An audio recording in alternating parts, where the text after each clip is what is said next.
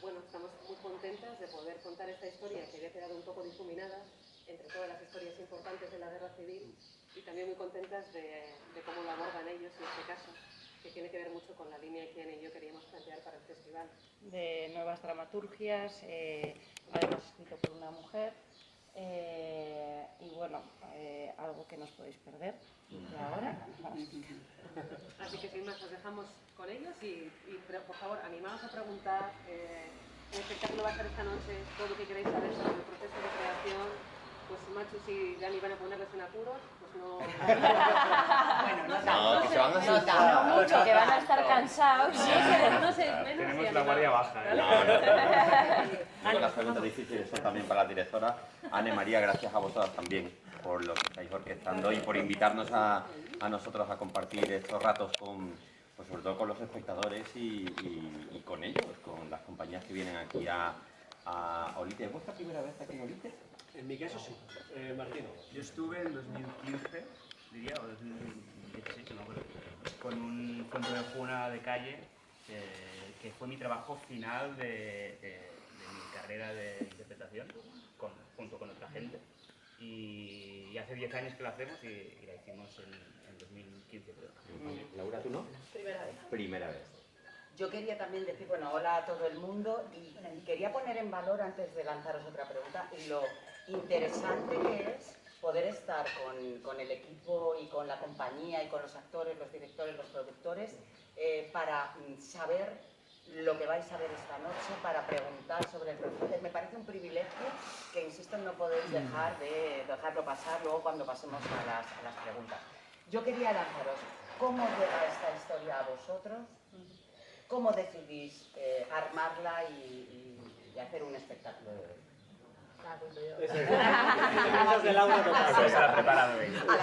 Yo a la chica. No, sí, porque de hecho nos llega y nos llega de una forma muy contundente. Es que nosotros con La Jarra Azul, con la compañía, tenemos otro espectáculo que se llama 3210. Y entonces hicimos gira. En 2013 estuvimos en México y en 2014 fuimos a Chile. Y ahí en Chile nos lleva un poco la difusión, una chica de allá, una profesional también de las artes escénicas, Pamela, y ella nos acompañaba como por allá por Chile y demás, y Óscar pues le contó un poco de la trayectoria de La Jarra Azul. Es verdad que La Jarra ha hecho varios espectáculos que ya tienen que ver con el exilio, como son Los niños de Morelia. También es verdad pues, que tratamos también temas muy sociales. En el caso de 3210 hablamos de violencia de género. La hemos movido muchísimo también en institutos, en adolescentes, como para hacer conciencia del tema.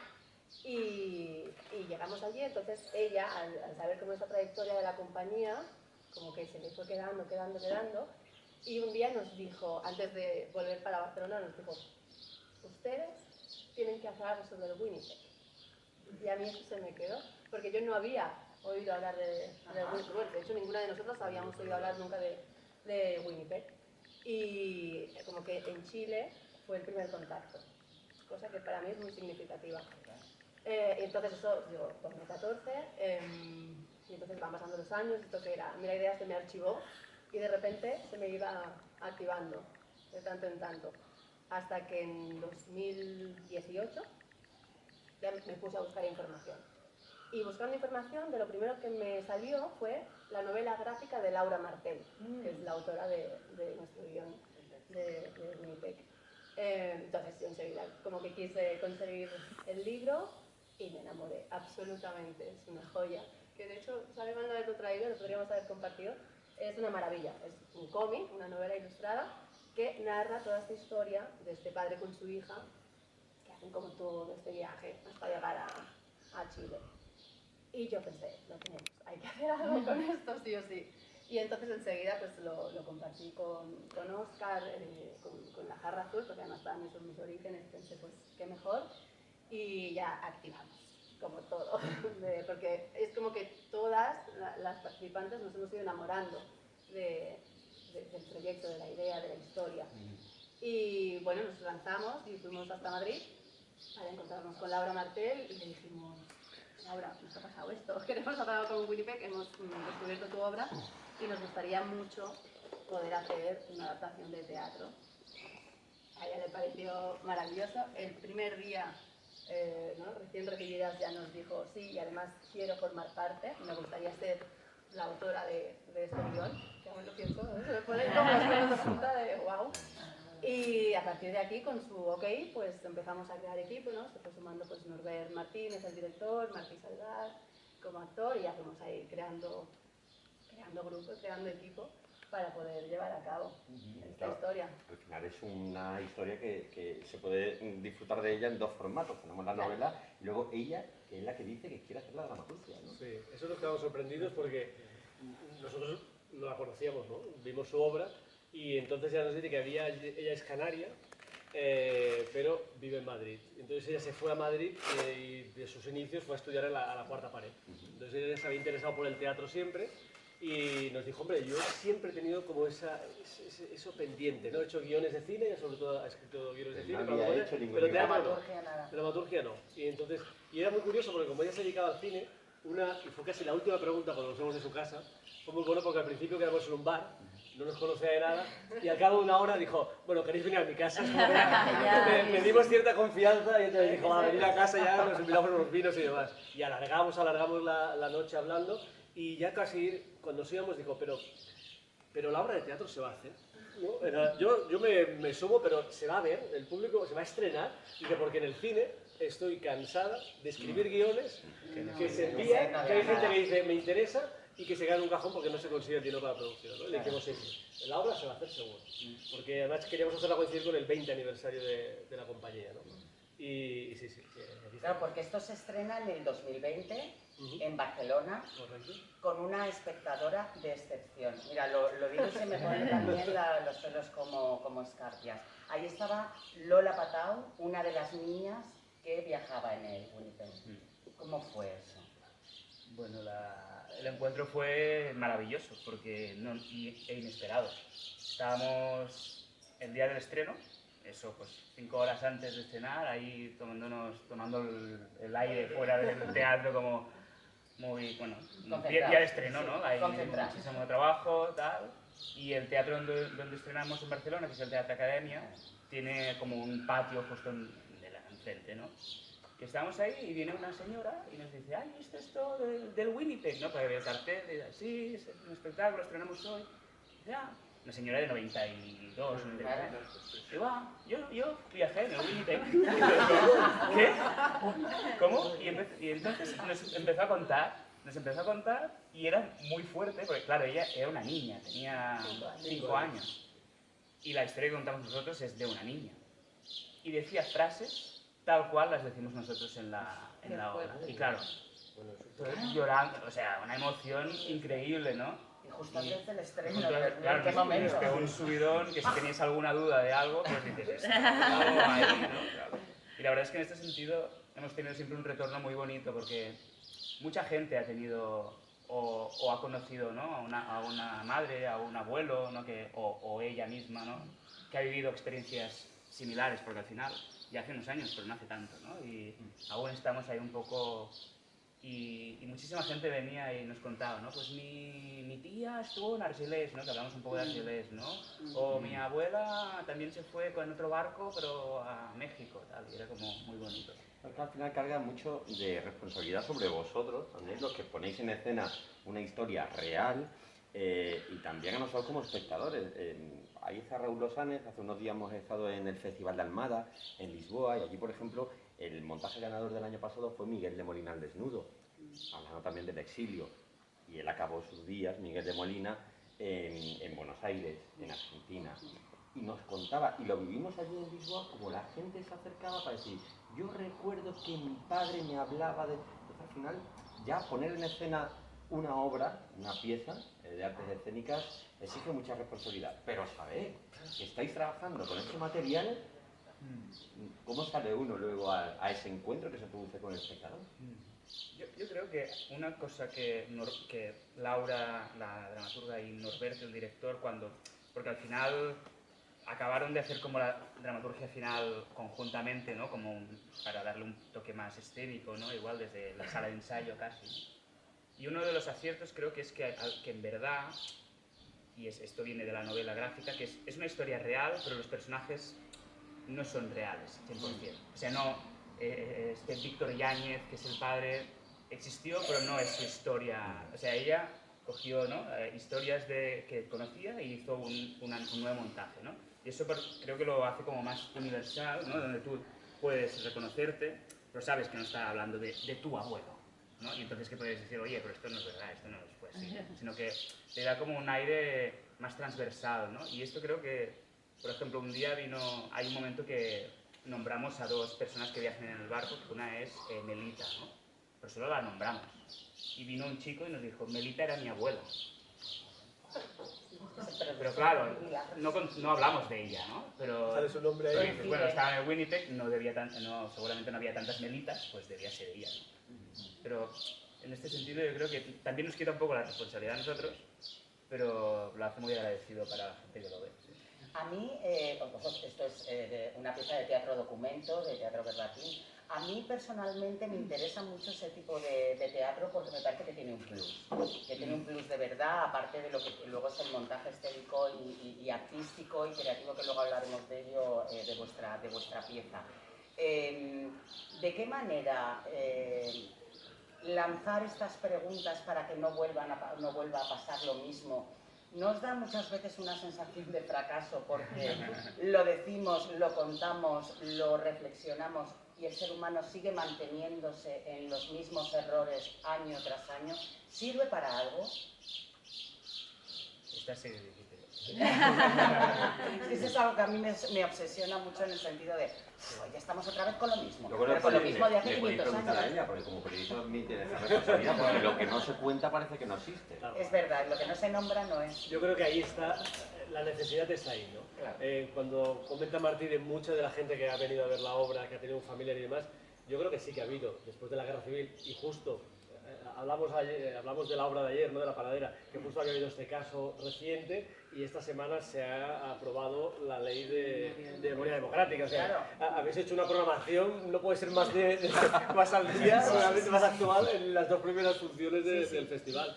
Y es verdad que mucha de la gente que se acerca, que ha vivido el exilio, que ha tenido, lo que deja muy claro es que hay un vacío.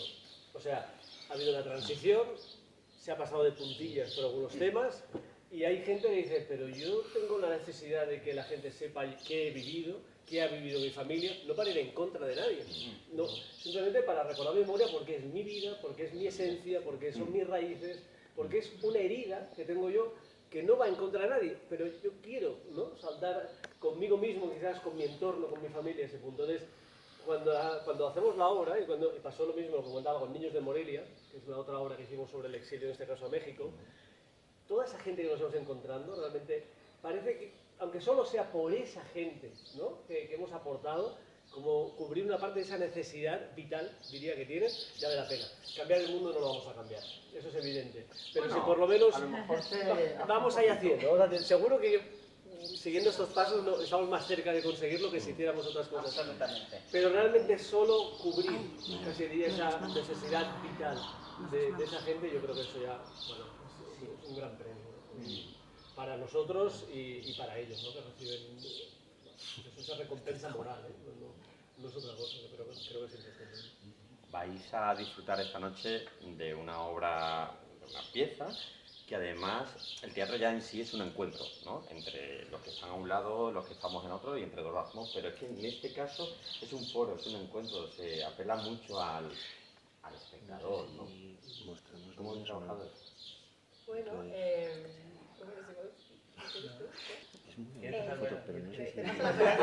mostrarla o no? no, o sea, hoy nos preguntan qué personaje haces, ¿no? Y claro, pasamos por un montón, es un viajazo y de hecho, bueno, si vais hasta esta noche lo vais a ver porque es como, ¿no?, saltar al vacío cada 2x3 para nosotros actualmente, ¿eh? Y sí que es verdad que, y yo creo que para ahí es también un acierto del director, de Norbert, el cómo se ha planteado, ¿no? Hacerlo de forma muy cercana, se plantea como una exposición, que es verdad que antes de pandemia la idea es que al acabar el espectáculo el público podía subir al escenario como para poder ver todo el recorrido por el que nosotros nos hemos estado moviendo durante la hora de espectáculo, porque, no quiero hacer mucho spoiler, Claro. pero sí que jugamos con una serie de objetos y con varios lenguajes como para acercar esos objetos que empiezan siendo un objeto normal y corriente, que poco a poco con nuestro relato, con los lenguajes diferentes que vamos usando, sí que los hacemos llegar al público para poder llegar a contar. In situ. Eso es, vamos creando y sumando hasta crear como toda esta historia, y me parece que sí que es una forma como muy... O sea, decíamos, ¿no? O sea, historias de guerra civil se han contado muchas y de muchas formas. Para mí el acierto de Winnipeg y en este caso de Norbert es la forma en que lo hacemos llegar al público, que es una forma pues, más contemporánea, menos vista igual, y que creo que por ahí sí que el público la recibe de forma cercana y como directa, o sea, como, no sé, una emoción como sutil, pero muy directa. Sí, a pesar como... Añade. Que te Sí, veo ahí con ganas de añadir algo. No, porque estaba pensando que hay también, creo, otro gran acierto de Norbert y la dramaturgia con Laura es que decidieron que fuésemos nosotros quien contamos la historia. O sea, yo por ejemplo, yo hago, así como papel principal, hago el padre, ¿no? Pero yo no soy el padre, yo soy Martí, que os vengo a contar una historia, un cuento, ¿no? Y Laia, que es la otra actriz, ella hace el papel de Eulalia, que es la niña protagonista, ¿no? La hija, mi hija. Pero ella es Laia, que viene y dice, os voy a contar la historia de mi abuela, ¿no? Y empieza así, y esto yo creo que es muy atractivo para el público, porque dice, ok, ya, o sea, vamos a jugar juntos, ¿no? Estamos todos en el mismo espacio y vamos a generar esta historia desde el aquí y ahora. Esto es como algo que le preocupaba mucho a Norbert, tenemos que contarlo desde hoy, desde nosotros, ¿no?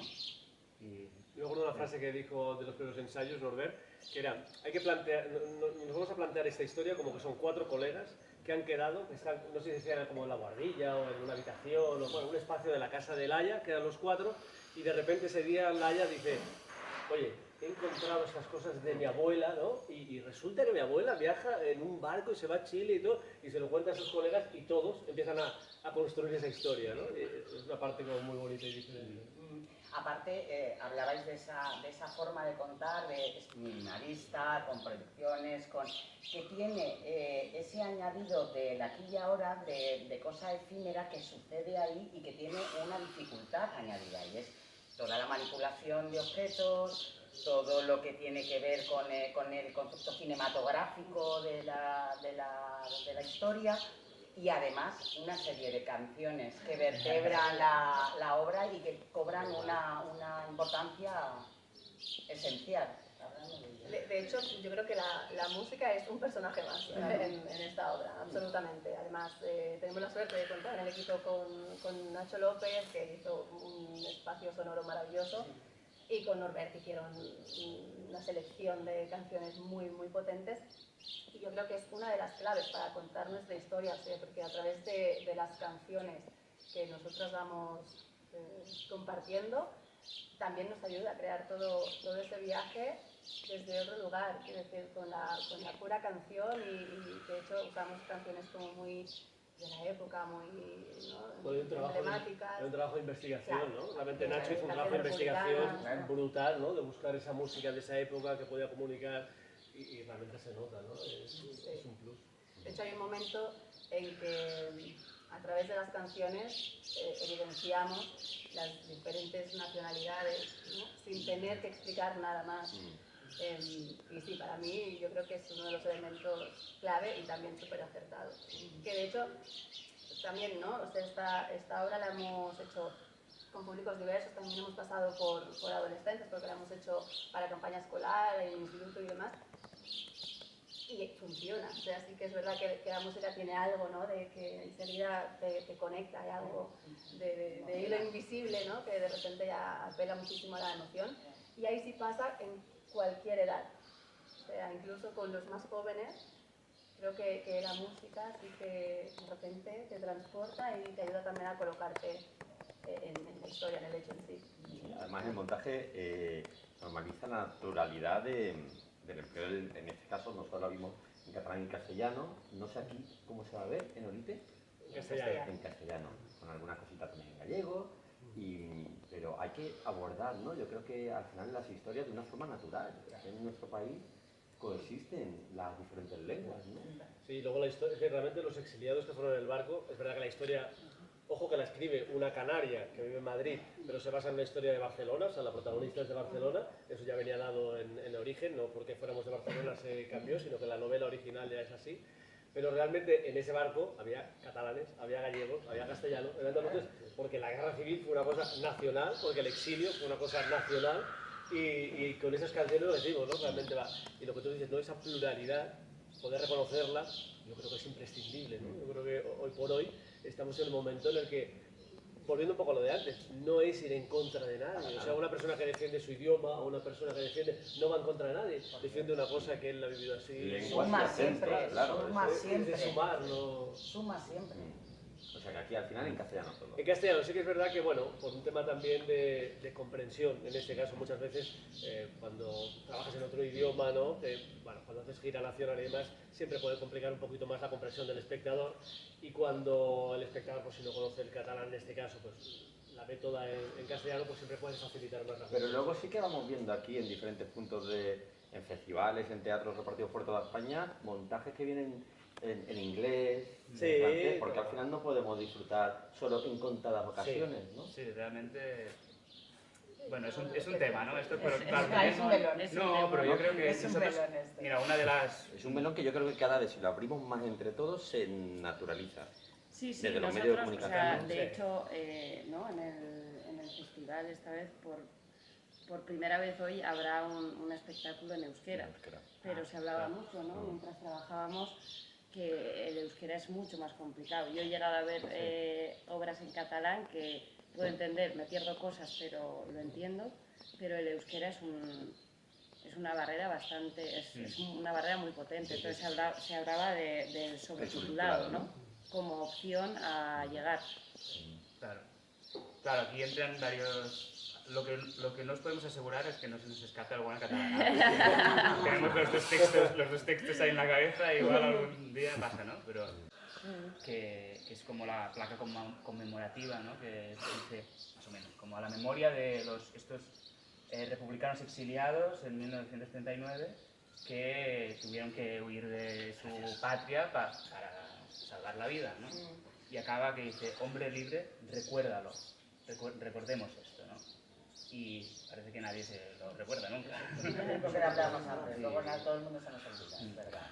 Cuando queráis podéis participar, ¿eh? Sí, por favor, que aquí Que nos eso- enrollamos.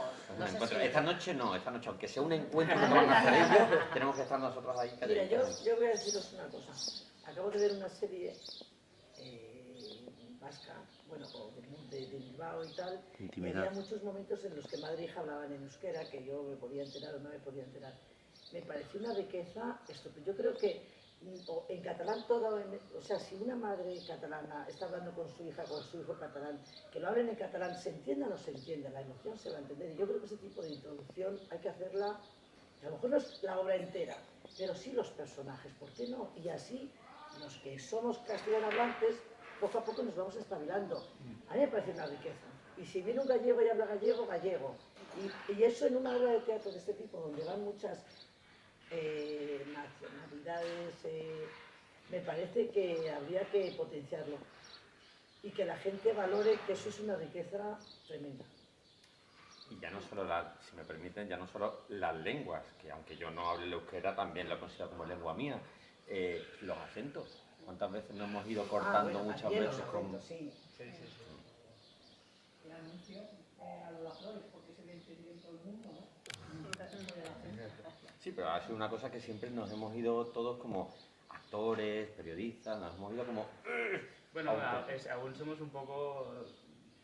Venimos de donde venimos, ¿Está ¿no? cambiando eso? Y justamente ¿no? Tú me contaste ayer, y es que no, la nueva ley de la memoria democrática no la tengo muy presente, pero tú contabas esto de que se dice por primera vez que el catalán, el euskera, el gallego fueron lenguas perseguidas, ¿no? Es una de las cosas que se introduce en esta ley de la memoria, es que no habla solo de víctimas humanas, sino que también las lenguas también se incluyen como víctimas, ¿no? El idioma fue una víctima del franquismo, ¿no? Y el idioma que no era el español, evidentemente. Y entonces yo creo que eso es muy importante, ¿no? Que es verdad que ha habido mucha polémica con la ley y ahora, pero realmente todo lo que recoge, yo tampoco me la he leído porque se acaba de aprobar y el poco conocimiento que conocemos por prensa y demás, pero realmente hay una serie de cosas que son imprescindibles. De hecho, la ley de memoria democrática ya era necesaria la que hubo en su momento, que no sé si fue con el gobierno de Zapatero, y ahora era imprescindible, ¿no? Ahondar más, recuperar, porque está claro que, y sobre todo cuando hemos trabajado, hemos hecho una investigación sobre temas de memoria y exilio, está claro que no se ha abordado como se tenía que abordar, que hay muchísimo trabajo por hacer. Entonces, cuando se plantean dudas sobre si es necesario o no necesario una ley de memoria democrática, dices, bueno, habla con la gente.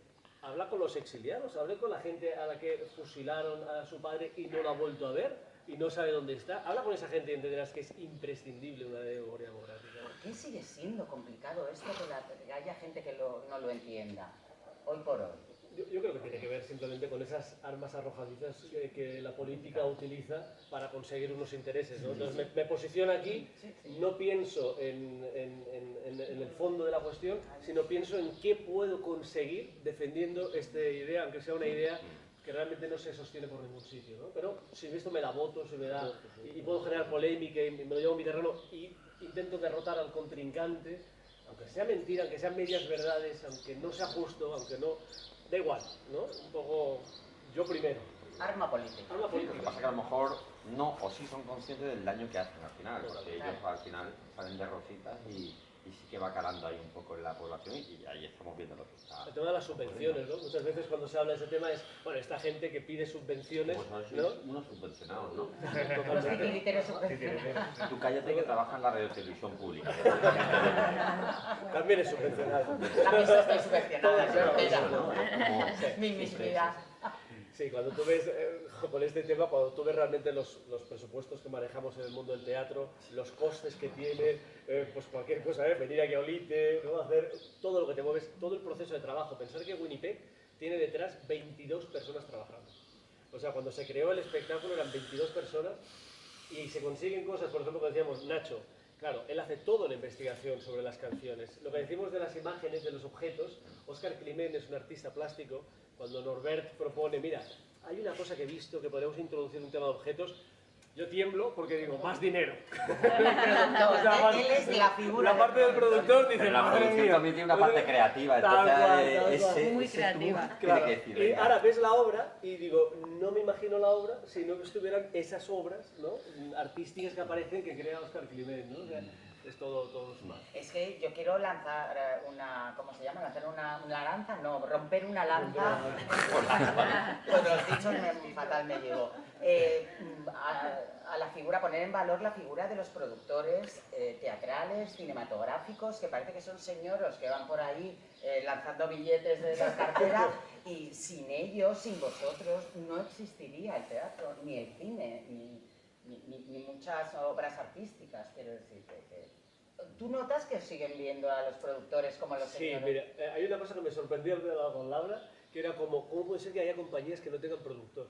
O sea, a mí, ¿sabes? Hay esa parte de... Porque son tantas las teclas que llegas a tocar, son tantos los campos que abordas, que digo, yo entiendo que puede ser difícil, pero también es verdad que en el caso de Winnipeg, para mí es un proyecto muy personal, porque surge de Jarra Azul, que buscamos coproducción con Pusa Espectacles, que buscamos coproducción con el Festival Grec de Barcelona, y eso conseguimos, ¿no? Que la suma de los tres realmente tire para adelante la coproducción, y lo sentimos muy personal porque, pues eso, ¿no? Son 20 años de la compañía.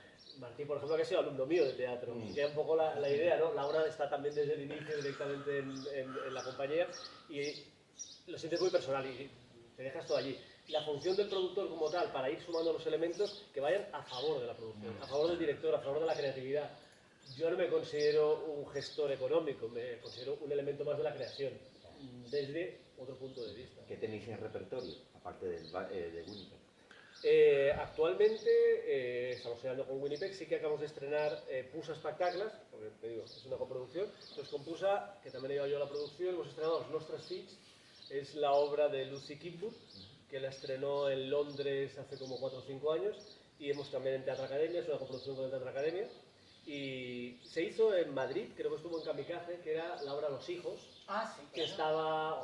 estaba Adriano Zores, Sí, creo sí, que sí, era, sí, sí. y demás, que era como un poquito antes de la pandemia. Creo que acabaron temporada en Kamikaze con Susi Sí, Sánchez. exacto. Pues hemos hecho la versión catalana y lo hemos estrenado ahora en el mes de marzo y también he llevado. Esto es lo último que hemos... O sea, que ahora tenemos Winnipeg y los nuestros fills, Los Hijos, son las dos son las que tenemos. ¿Cuántos años de la compañía? ¿20? 20 años, bueno, ahora ya 22. 22. Si pudierais ir al pasado y os encontraseis con esos que empezaban con la compañía, ¿qué les diríais?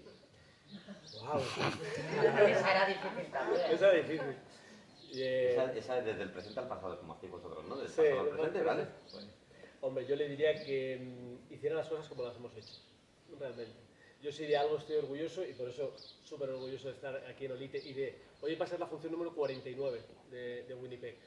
Yo creo que si hace 3 años o hace 22 años nos dicen que vamos a celebrar cuando Martí tenía, no sé, 12 años, cuando él tenía 12 13 años, me dice que vamos a estar en el Festival de Olite con un espectáculo, con una coproducción con el Festival Grec de Barcelona, que es el más importante de la ciudad, pues diría, sí, vamos a hacer lo que hemos hecho porque algo hemos hecho bien, ¿no? Y sobre todo por ese punto que yo creo que lo tiene acompañado, tenemos, que es ese punto de trabajar desde la humildad, desde la base, confiando en el equipo que tenemos a nuestro alrededor, buscando buenos profesionales, sin olvidarnos de dónde venimos y con quién trabajamos. O sea, no, somos un equipo que llevamos mucho tiempo trabajando, muy, muy estable y con muy satisfechos de eso, ¿no? De ese reconocimiento que se ha ido consiguiendo poco a poco, ¿no? Laura, ¿qué le dirías a esa Laura? Ay, ¿qué le diría? Pues sobre todo valorar también, valorar como el origen y como para mí sí que es una profesión, y creo que todas las que formamos parte debemos estar de acuerdo que implica como mucha inversión pues a nivel emocional, a nivel de, ¿no? Bueno, de muchos ámbitos, pero que al final vale la pena. O sea, para mí, por ejemplo, sí que para mí también me hace sentir como súper satisfecha el hecho de seguir estando con la jarra azul. Yo también empecé, que tenía 17 años, hacíamos teatro en el comedor del instituto y para mí, claro, lo que empezó siendo un hobby, también eso, ¿no? Poner en valor como, bueno, pequeñas compañías sí pueden dar oportunidades. De repente, cuántos alumnos de aquella época, que era una actividad extraescolar, pues nos hemos acabado dedicando al sector en muchos ámbitos, desde la producción a la gestión cultural, a pues, técnicos, actores, actrices, directoras, dramaturgas, sí, el abanico es súper amplio y esto nace eso, de algo que puede parecer como muy simple, pero que realmente tiene mucho valor, ¿no? Y yo creo que sí que también, pues sí, de creer y confiar y también dar oportunidades, ¿no? Esto que decíamos de subvenciones y qué difícil mantenerse, bueno, poner en valor también la tasca, la labor de asociaciones que también pues se mojan y hacen cosas, ¿no? Y proyectos para jóvenes, como era el caso de la Jarra Azul, porque nutre mucho. O sea, yo de repente pues he tenido la oportunidad de no solo que sea origen, sino de formarme, aprender y crear una profesión sin dejar de formar parte. ¿Por qué el teatro es un buen oficio para vosotros? Eso es tuya, Martín. Sí, yo creo que... Buen oficio, no sé. Bueno, hay una cosa que dice... Tengo un compañero de profesión que dice, no sé hacer nada más, ¿no? Y es un poco, es así, ¿no? También, pero hay algo vocacional... Es eso, ¿no? Cuando te pasan esas experiencias, como conocer a Lola Patau, como... pues esto, ¿no? Ver crecer esta compañía desde que yo empecé cuando tenía, pues, 13, 14 años hasta hoy, ¿no? Te llena de... no sé, te llena realmente, ¿no? Y yo sería incapaz de hacer otro trabajo seguramente, ¿no? Y aquí, con todas sus problemas, todas nuestras... bueno, que hay veces que lo pasas mal, porque yo ahora, pues, el año que viene no sé qué voy a hacer, ¿no? Claro. O igual tengo 2 meses que tal, y luego tienes mucho trabajo y curras un mes entero todos los días, ¿no? Pero bueno, pero hay algo de que lo vives con mucho amor, ¿no? Y cuando este amor te devuelve, ¿no? de platea y tal, cobra mucho sentido. Y hay veces que cobra sentido, ¿no? Esto con Lola o, por ejemplo, el espectáculo que os contaba antes de Fuente de Ojuna, fuimos a Colombia a hacerlo hace tiempo, hicimos una gira por pueblecillos y la gente, o sea, ver la cara del público y que viene, te pregunta y que nos decía, aquí hay comendadores también, ¿no? Y no los combatimos, ¿no? Y de repente dices, vale, tiene todo el sentido del mundo, ¿no? Yo creo que esto es... Y para mí luego hay otra cosa que lo comentaba al principio de todo. Nosotros conocemos la historia de Winnipeg en Chile, no aquí. Claro. Es heavy tener que viajar no sé cuántos miles de kilómetros para conocer una historia que es muy nuestra. Y esto para mí fue súper significativo. Y de hecho yo, cuando tuve como las ganas de, la certeza de tenemos que hacer algo con esto, se lo compartí a un buen amigo chileno y me dijo, qué bien que tengas como estas ganas de hacer esto, porque él me decía, en Chile la historia de Winnipeg es un mito. El Winnipeg se estudia en los colegios, se estudia en los institutos, todo el mundo sabe qué es el Winnipeg. Y yo le dije, Sergio, aquí nadie sabe, yo no sabía. Entonces para mí el teatro da la oportunidad también de eso, de dar voz, de hacer memoria, de hacer presentes, ¿no? Las cosas, las historias y poder hacerlas, ¿no? Extensivas a la gente. Al hilo de eso que está diciendo Laura, volvemos un poco a lo de Miguel de Molina desnudo. Mucha gente conocía en Argentina a ese Miguel de Molina artista, pero lo que cuenta en ese espectáculo Ángel Ruiz, que es un unipersonal con César Velda al piano, cuenta cómo se tuvo que marchar de España. Entonces, claro, mucha gente en Argentina decía, es que no conocíamos lo que ocurrió o lo que sufrió para venirse para acá. O sea que precisamente es esto también que está contando Laura.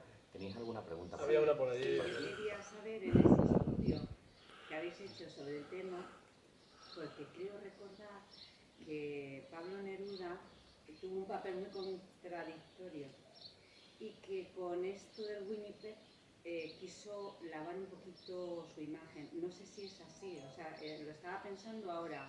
¿Qué averiguasteis a raíz del tema?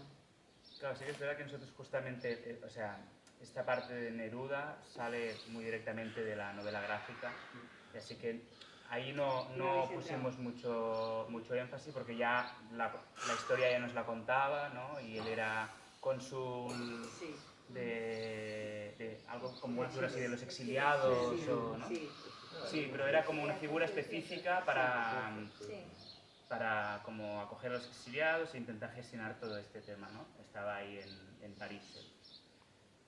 Luego, claro, fue una figura mucho más grande que esto, ¿no? Controvertido también, en verdad. Controversias, pero en verdad, o sea, el barco de Neruda, o sea, el título este nos sirve para que ubiquemos, ¿no? Pero la historia no es él, la historia es esta familia, todos estos exiliados que se...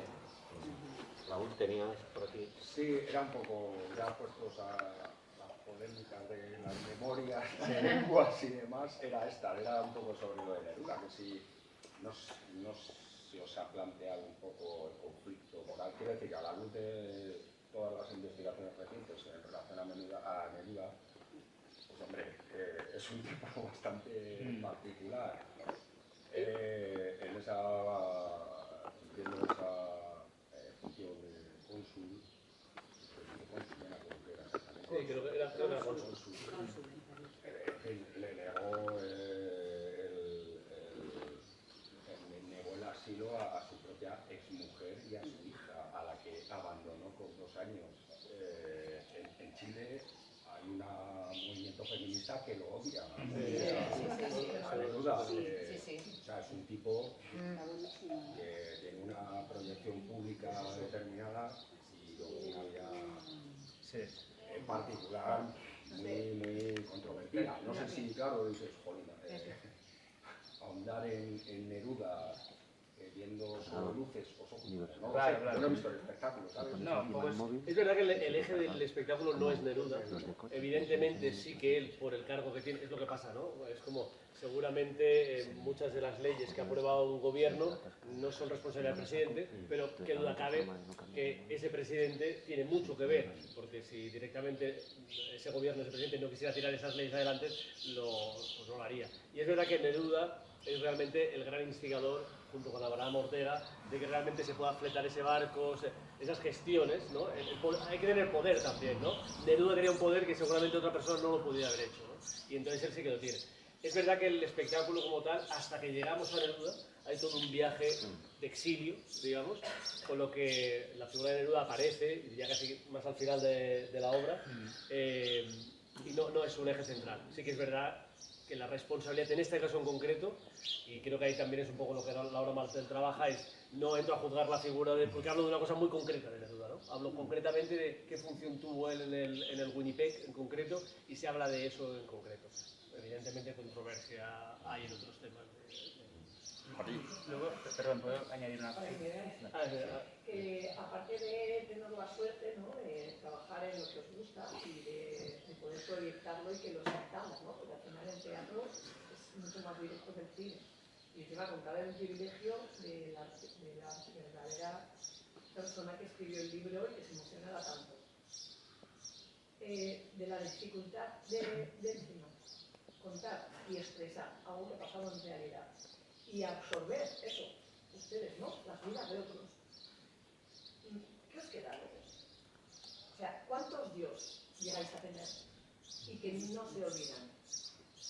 ¿Qué espinitas os quedan clavadas con este tipo de obras, con las que son, digamos, biografías? ¿Qué os queda de eso? La pregunta. No sé, no, pero hay algo que siempre decimos antes de empezar, que vamos a contar esta historia, ¿no? Y al final es lo que decíamos antes, ella hace 15 personajes, pero es Laura que está contando al personaje, ¿no? Es que, ¿no?, igual sí que hace un poquito, aquí cambia un poquito el acento o la manera de hacer, pero al final, ¿no?, es desde ella, ¿no? Y yo personalmente me quedo más con esto, ¿no?, con esa necesidad de contar, ¿no? Y no es tan un caso particular de esta persona en concreto, sino de esto pasó, ¿no? Esto pasó así, más o menos, porque ya hemos dicho que está, ¿no? Pero esta necesidad de transmitir para mí es muy importante, y en esta obra es muy bonito porque lo trabajamos mucho en este sentido, ¿no? De hola, ¿qué tal? Os vamos a contar esta historia, ¿no? Como un cuentos casi. Y bueno, también luego te quedan preguntas y dudas y van apareciendo cosillas, ¿no? Pero también es verdad que como intérpretes te tienes que proteger un poco, ¿no? Porque si te van clavando ahí los personajes al final... Bueno, Josep María Pou te hubiera contestado a tu pregunta que él es la suma de las cenizas de todos sus personajes. Sí. Eso dice él. Sí, porque yo ahora estaba pensando, porque claro, me parece muy interesante la pregunta. Yo creo que sí, que siempre queda. O sea, porque inevitablemente, con esta historia y con todas las que podamos contar, y poniendo en la piel de diferentes personajes, yo creo que hay aprendizaje también. Para mí eso es algo que sí que es una de las partes que me gusta mucho también de la interpretación, ¿no?, y del teatro en general. Yo, por ejemplo, la figura de Delia del Carril, yo no la conocía. Sí conocía la de Pablo Neruda, por ejemplo. Pero Delia del Carril, que fue también partícipe de poder, ¿no?, completar el Winnipeg hasta Chile, tampoco se ha hablado de ella, ¿no? También queda como ahí invisibilizada, más allá de su figura como pintora. Entonces yo, de repente, me permite conocer a Delia del Carril, me permite conocer más a fondo a Elizabeth Eidenben, pero también me permite conocer a una mujer que tiene la necesidad, y es que te lo digo, si me pones los pelos de punta, de por favor, déjame subir a este barco, porque de los 4 hijos que me queda uno y lo tengo que salvar. Y te digo, o sea, me parece súper emocionante, y para mí eso habla de resiliencia, habla de empoderamiento, en este caso pues de mujeres fuertes, valientes, y que esto para mí personalmente es claro que me suma. ya que habláis de llenar la vida de historia, por otro lado se dice, no estoy esperando tampoco muchas cosas. Y Martí ha mencionado también la necesidad de contar, de transmitir historias. Estamos aquí en un foro entre amigos y no somos ni periodistas ni nada. ¿Sobre qué os gustaría abordar en un próximo montaje? Yo lo tengo clarísimo.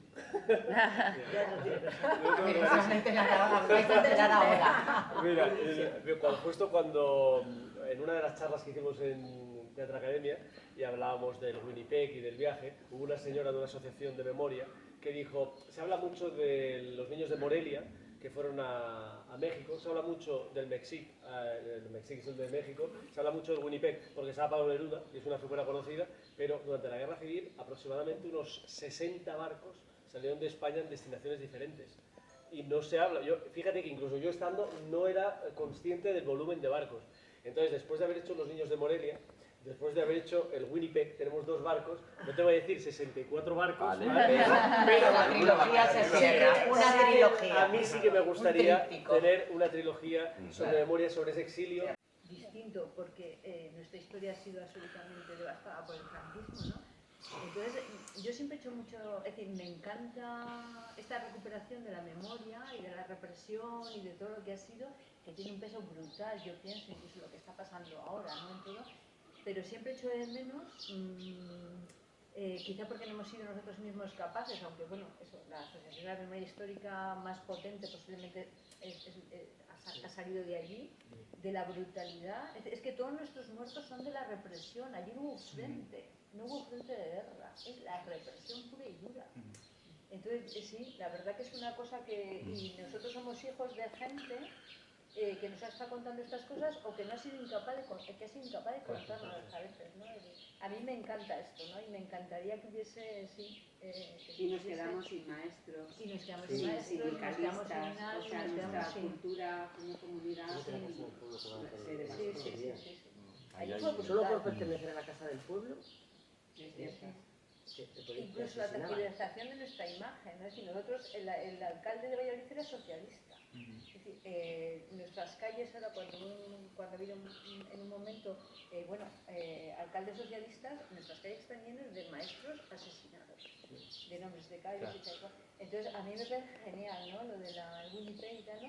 Y eso que tú dices de los montones de barcos, me encantaría que hubiese gente que recuperase también los montones de gente que se quedó allí, muda. Ahí podemos hablar con algunas dramaturgas de la tierra como Lucía Miranda o María San Miguel, que seguro pueden. Pero fíjate qué importante, estaba ahora reflexionando, es el arte, es el teatro, qué importantísimo es cuando hay personas que os están pidiendo, por favor, hablad de esto. Mira, hablad de esto, por favor, o sea, qué misión tan tremenda, importante y de calado tiene el teatro, el cine, las artes plásticas, lo que es el arte y la cultura, en esa doble función importantísima que es dar voz a esto tiene que ir acompañado de unas políticas, porque nosotros somos... Aquí, ¿cuánta gente nos va a ver hoy? No, claro, no, pero... Y que al final también hay esto que antes lo comentábamos, ¿no? Cómo podemos cambiar algo, ¿no? Eso en Barcelona pasa mucho, no sé si... Que tú normalmente haces teatro para la gente que ya opina como tú, ¿no? O que ya conoce lo que tú, pasa todo en la vida. Claro, pero siempre hay alguien pero que está bien, llega solo que venga uno o dos que le haga pensar. Ay, cuidado, pues ya es un éxito, ¿no? Confrontar, es tan importante, lanzar para que te fique, ¿eh? Ojalá nos abucheen esta noche, ¿sabes? Claro. Sí, claro. Me gustaría destacar de este trabajo que además ellos cuando lo veáis lo cuentan desde un sitio que es muy contemporáneo, que es muy actual. Entonces está contando una historia de vida y de historia española, pero está contando también una historia muy actual desde un sitio contemporáneo. Y eso hace que, por ejemplo, yo he traído a mis hijos, porque el lenguaje que hay en escena es un lenguaje muy actual que ellos pueden entender con pantallas, con proyectores, pero la historia en sí es una historia que te cala. Y por ejemplo a mi hijo esta mañana me estaba preguntando, ¿pero qué vamos a ver? Y me contaba, me decía, ¿pero qué exactamente? ¿Y qué son los exiliados que se fueron a Francia? ¿Y qué no sé qué? ¿No? Entonces, no solamente permite hablar y recuperar una historia que hay mucha gente que quiere que se recupere, sino que además enseñar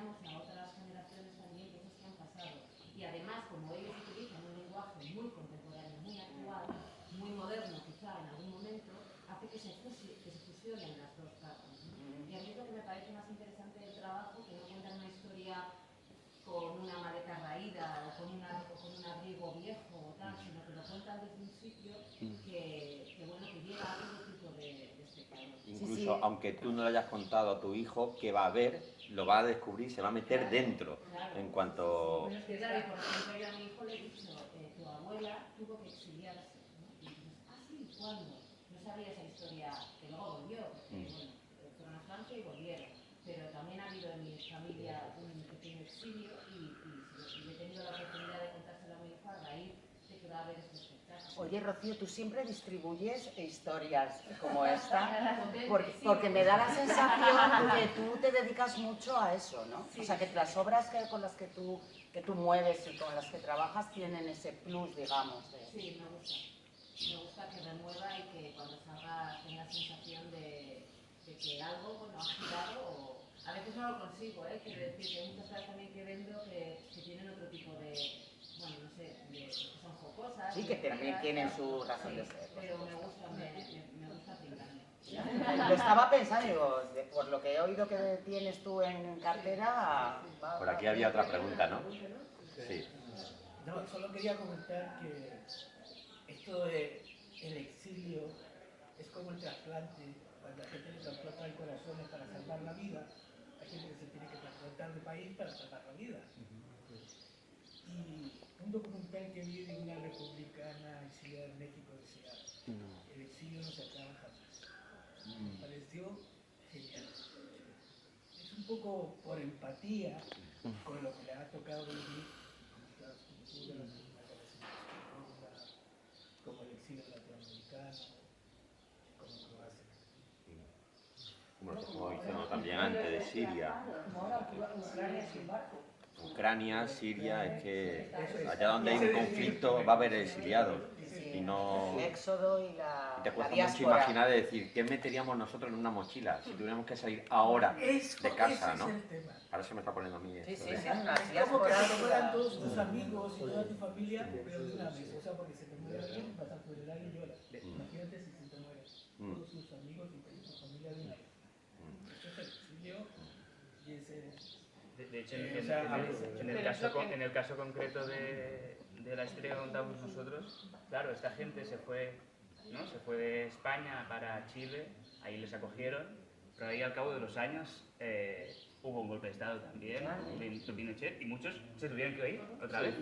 Y, o sea, realmente el exilio nunca se termina, en ellos fue tal cual. Precisamente, si queréis algo más actual, gente de Siria acabó llegando a Ucrania y han tenido que salir todos de allí. Todos otra vez, es que es tremendo, las diásporas. Pues tenemos un buen plan esta noche. Bueno, tenemos un buen plan hasta el 31 de julio, aquí en el festival. ¿A que dan ganitas de verlo? Oye, dan ganas. ¿A que dan ganitas de verlo? Uy, pues si han conseguido eso, pues ya está, a llenar la cava esta noche. Allí. Ahí estaremos. Bendito sea el Señor. ¿Por dónde iréis? Tenemos previsto ahora después del verano Málaga, Castellón, vamos a ir a ver, en Barcelona volvemos, para el 2023 iniciamos también unas cuantas funciones en Barcelona para el mes de febrero-marzo, así que muy bien, contentos de que siga. Sabemos que por lo menos hasta abril 2023 vamos a estar haciendo funciones. Mira, ya me preocupo por el teléfono.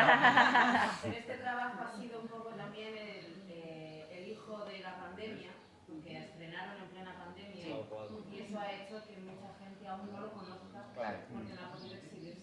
Se ha dilatado todo un poco más, ¿no? A raíz de esto. Pero... Incluso con el público, ¿no? Empezamos con unos aforos del 50% y realmente en época difícil donde la gente también tuvo un poquito de miedo también, ¿no? Es verdad que el teatro, no sé cómo está por aquí, pero en Barcelona además, y este año ha pasado otra vez, ha pegado una bajada de espectadores. Sí, así es. A ver si pero justo cuando estrenamos nosotros, a mí me pareció, sí que es verdad que teníamos el 50%, pero normalmente lo teníamos lleno. Y había algo de eso que, ¿no? de militar, de ir a consumir cultura políticamente y que casi por sí, como un acto político, sí, absolutamente. Y esto lo notabas muchísimo y era muy bonito.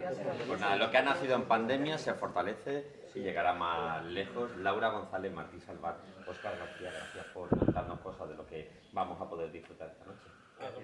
Vamos a aplaudir. Gracias.